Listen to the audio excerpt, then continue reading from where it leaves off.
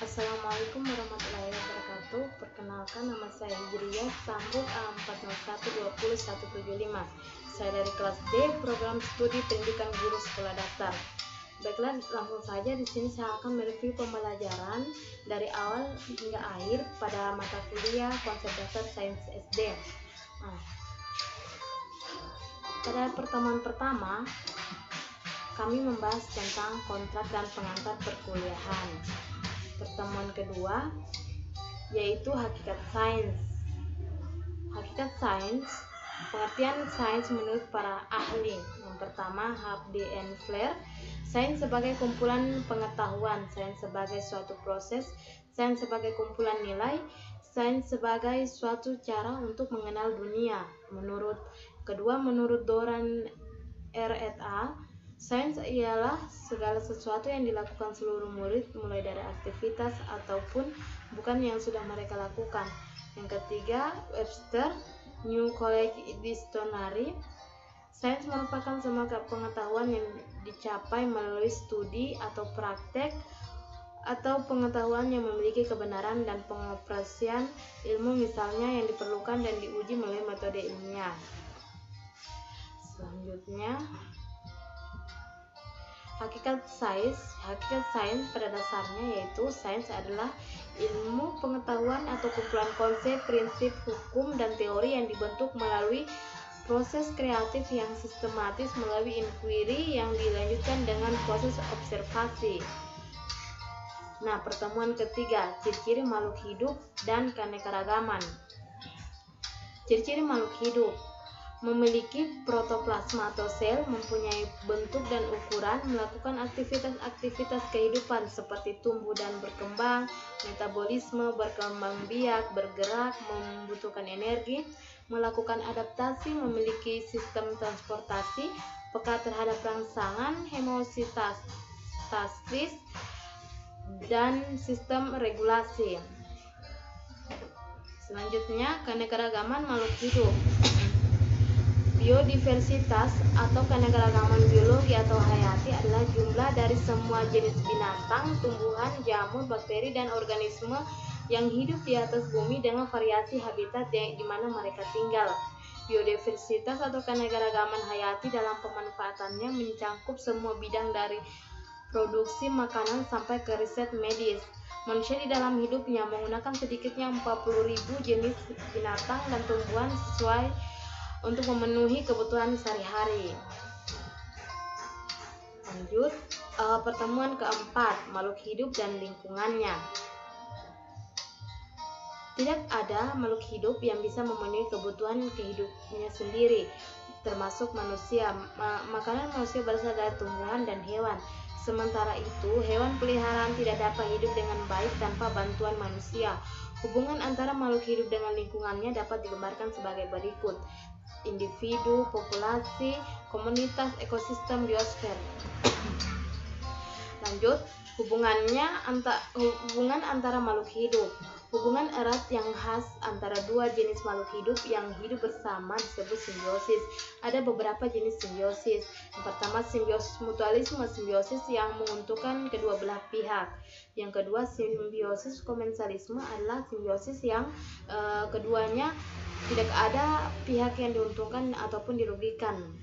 Yang ketiga, simbiosis parasitisme adalah simbiosis di mana satu diuntungkan yang lainnya dirugikan. Lanjut, hubungan makhluk hidup dalam ekosistem. Ekosistem adalah tempat berlangsungnya hubungan yang saling ketergantungan antara makhluk hidup dengan lingkungannya. Ekosistem dibedakan menjadi dua golongan, yaitu ekosistem alam dan ekosistem buatan. Ekosistem alam meliputi hutan, sungai, danau, laut, padang pasir, kutub, sedangkan ekosistem buatan meliputi sawah, ladang, kebun, kolam, dan akuarium. Pengaruh perubahan lingkungan. Perubahan lingkungan berpengaruh terhadap berlangsungnya kehidupan. Berbagai hal menyebabkan lingkungan berubah, misalnya pencemaran, kebakaran hutan, dan penebangan pohon, sehingga menyebabkan kerusakan pada ekosistem. Pertemuan kelima, pertumbuhan dan perkembangan makhluk hidup. Pertumbuhan dan perkembangan makhluk hidup. Yang pertama, pertumbuhan. Pertumbuhan adalah peristiwa perubahan ukuran atau volume pada makhluk hidup yang terjadi selama masa hidupnya sebagai akibat dari perbanyakan sel dan pembesaran ukuran volume sel yang tidak dapat kembali atau irreversible, yaitu makhluk hidup yang telah tumbuh besar tidak akan balik lagi ke ukuran semula. Bertambahnya sel karena adanya pembelahan sel yang terjadi terus-menerus, sedangkan pembesaran ukuran sel disebabkan oleh adanya penambahan material sel. Lanjut. Kedua, perkembangan. Perkembangan yaitu suatu proses perkembangan makhluk hidup menuju tingkat kedewasaan yang ditandai dengan adanya perubahan struktur dan fungsi masing-masing organ tumbuh hingga perubahan yang terjadi semakin kompleks. Pertumbuhan dan perkembangan ini terjadi secara bersamaan, sehingga jika suatu organisme mengalami pertumbuhan, maka organ-organ tubuhnya juga mengalami perkembangan.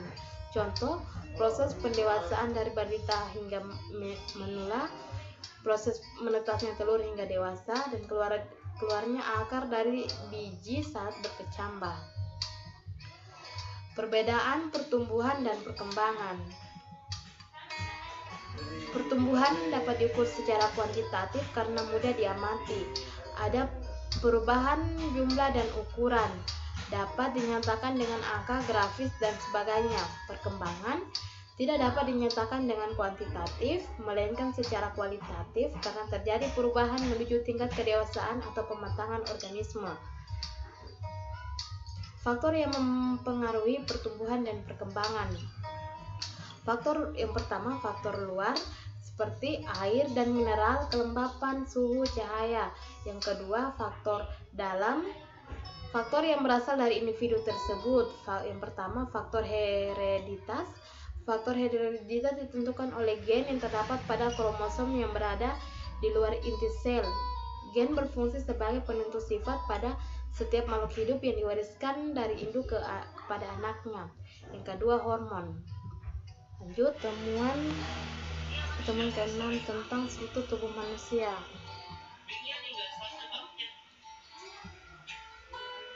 Anatomi tubuh manusia. Anatomi tubuh manusia disusun ke dalam beberapa bagian sistem tubuh, yaitu yang pertama sistem kerangka, yang kedua sistem otot, yang ketiga sistem peredaran darah, yang keempat sistem pernapasan, yang kelima sistem pencernaan, yang keenam sistem urinaria, yang ketujuh sistem reproduksi, yang kedelapan sistem saraf, yang kesembilan sistem endokrin.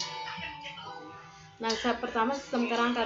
Kerangka tubuh manusia terdiri atas tulang kepala, tulang kerangka dada, tulang wajah, tulang belakang dan pinggul, tulang telinga dalam, tulang lengan, tulang lidah, tulang kaki. Sistem yang kedua sistem otot, yang ketiga sistem peredaran darah, jantung. Bagian dalam jantung terdiri atas 4 ruang. Serambi kiri, bilik kiri, serambi kanan, dan bilik kanan. Bagian kiri jantung dipisahkan dari bagian kanan oleh sekat rongga jantung. Lanjut, sistem yang keempat sistem pernapasan, paru-paru. Paru-paru terletak pada rongga dada. Paru-paru terdiri dari 2 bagian, yaitu paru-paru kiri dan paru-paru kanan. Yang kelima sistem indera. Sistem indera di sini mata, telinga, dan kulit. Lanjut, yang keenam sistem pencernaan, yaitu rongga mulut, geligi, lambung, ginjal, kandung kemih. Yang ketujuh sistem reproduksi. Alat reproduksi laki-laki, yaitu alat reproduksi laki-laki dibatasi atas bagian pembuat mani dan bagian penyalur mani. Alat reproduksi perempuan, yaitu alat reproduksi perempuan terdiri atas indung telur, tabung rahim, tangkus selama, dan alat kelamin luar. Yang kesembilan sistem saraf. Sistem saraf pusat berkembang dari struktur yang berbentuk bumbung sumsum belakang. Sistem yang ke-10 sistem endokrin. Kelenjar hemofise adalah suatu kelenjar yang terletak di dasar tengkorak. Kelenjar tiroid terdapat dalam leher bagian depan bawah, melekat pada dinding pangkal tengkorak. Selanjutnya pertemuan terakhir, yaitu pertemuan 7, membahas tentang sistem organ pada manusia. Organ dan sistem organ. Organ adalah gabungan dari berbagai jenis jaringan yang terorganisasi dalam fungsi tertentu. Berdasarkan letaknya, organ dikelompokkan menjadi 2 macam, yaitu organ dalam dan organ luar. Sistem organ merupakan bentuk kerjasama antar organ untuk melakukan fungsi-fungsi tertentu sehingga proses yang berlangsung dalam tubuh suatu organisme dapat berjalan dengan baik sesuai aktivitas hidup organisme bersangkutan.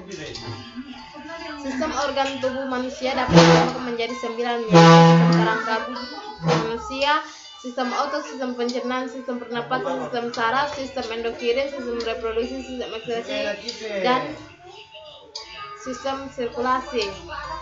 Sekian pemaparan materi dari saya akhiri. Wabillahi taufiq wal hidayah. Wassalamualaikum warahmatullahi wabarakatuh.